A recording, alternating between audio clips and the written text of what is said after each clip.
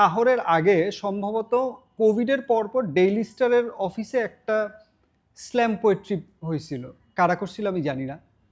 আমি ওই জায়গা থেকে এই আজ পর্যন্ত আমি অনেকগুলা জায়গায় গেছি, পড়ি বা না পড়ি। তা আমি একটা কথা খুব কমনলি শুনি যে এইখানেও আমি শুনি মানে আমরা ইউজুয়ালি এটা আসলে অনেক পোয়েটের ক্ষেত্রেই আছে। আমি ভালো খারাপ, উচিত অনুচিত কিছু বলতেছি না। আমরা খুব নিজেদের জীবনটাতে আবদ্ধ এবং আমরা যেই কবিতাগুলা পড়ি ওগুলা না আমাদের জীবনের কথাগুলাকে বলি, মানে অনেকটা রিলিজ পয়েন্টের মতো।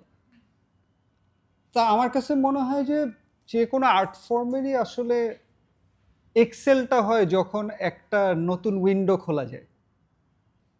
আমার কাছে যেটা মনে হয় যে আমাদের তো একটা আনন্দ খুব অবভিয়াস, জিতে যাওয়ার আনন্দ। যে আমি একটা এভারেস্টে উঠতেছি, আমার উঠে যাইতে পারলে আনন্দ, বা আমি একটা পরীক্ষা দিতেছি, পরীক্ষাটা পাশ হয়ে গেলে আনন্দ, বা একটা স্কোর পাইলে আনন্দ, বা একটা মেয়েকে ভালো লাগছে তার সাথে প্রেম হইলে আনন্দ, বিয়ে হইলে আনন্দ, একটা চাকরি ভালো লাগছে ওইটা পাইলে আনন্দ। হোয়াট ইফ না পাওয়ার আনন্দটা কেমন?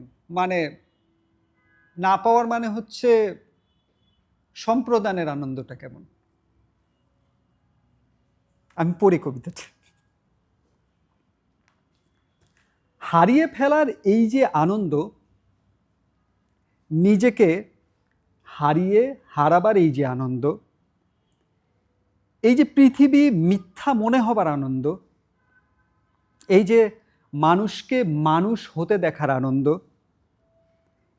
এই যে গোটা চরাচর মিথ্যা করে দেবার আনন্দ, নিজেকে হারিয়ে ফেলে হারিয়ে যাবার এই যে আনন্দ, এই সবই কি মায়া? Thank you.